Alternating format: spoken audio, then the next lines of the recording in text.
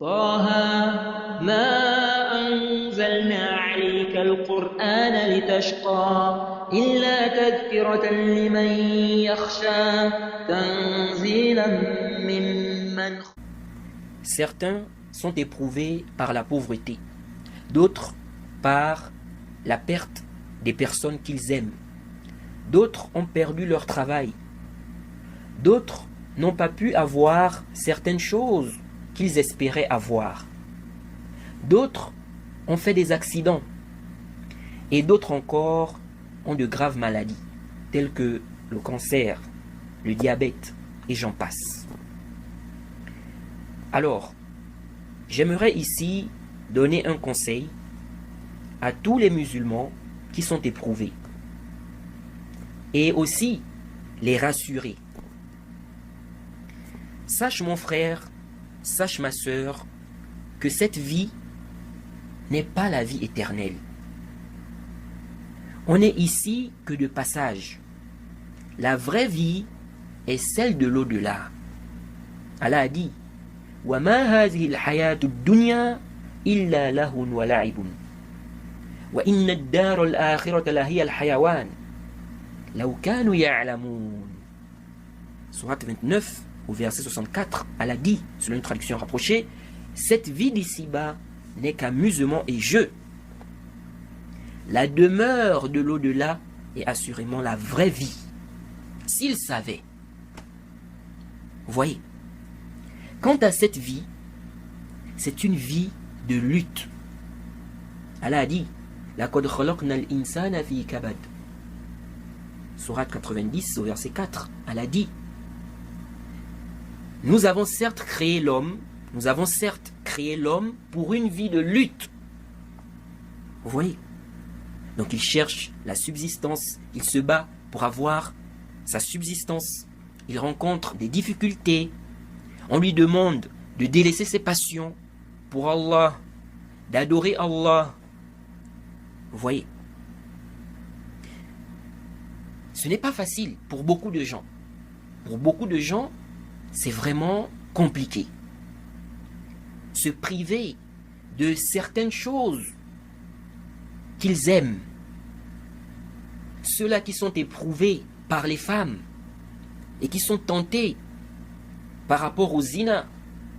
Des femmes qui sont éprouvées par des hommes et qui sont tentées par rapport au zina, qui sont tentées, qui veulent tomber dans le zina, ou qui sont proches, qui sont prêts à commettre la fornication, le zina, mais qui se retiennent. Qui se retiennent. Ces gens-là qui font 5 prières par jour, Jade, qui jeûnent, qui dépensent de leurs biens, qui donnent la zakat, c'est un combat. C'est une lutte. Donc, la personne est éprouvée dans cette dunya par des maladies, des malheurs, etc. Naam. C'est une vie de lutte. C'est une vie de lutte. Et le prophète Mohammed sallallahu alayhi wa sallam a dit, dans le hadith qui est rapporté par l'imam Tirmizi, hadith numéro 2322, authentifié par le Cheikh Al-Albani, le prophète Mohammed sallallahu alayhi wa sallam dit: Ala inna ad-dunya mal'una wa mal'unun ma fiha illa dhikra Allah wa ma wala wa aliman wa muta'alliman. Le prophète Mohammed sallallahu alayhi wa sallam dit: retenez bien que ce bas monde est maudit.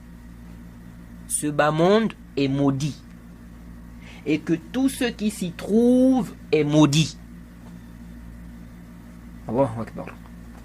Tout ce qui s'y trouve est maudit, excepté l'évocation d'Allah et ceux qui s'y rattachent, ainsi qu'un savant et un étudiant. Est-ce que vous suivez ça? Le reste est maudit. Donc, pourquoi accorder tant d'importance à cette dunya qui est maudite? Pourquoi? Et Allah dit, Sourate 57, au verset 20,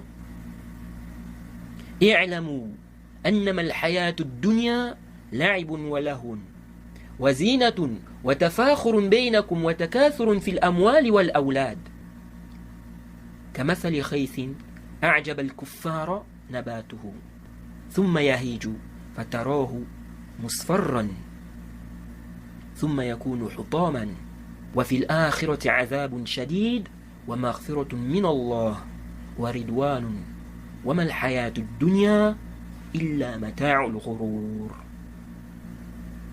Elle a dit quoi? Elle a dit, selon une traduction rapprochée, sachez que la vie présente n'est que jeu, amusement, vaine parure, une course à l'argent entre vous et une rivalité dans l'acquisition des richesses et des enfants. Elle est en cela pareille à une pluie, la végétation qui en vient émerveille les cultivateurs. Puis, elle se fane, et tu la vois donc jaunie. Ensuite, elle devient des débris. Et dans l'au-delà, il y a un dur châtiment, et aussi pardon et agrément d'Allah. Et la vie présente n'est que jouissance trompeuse. La vie présente n'est que jouissance trompeuse. Vous voyez?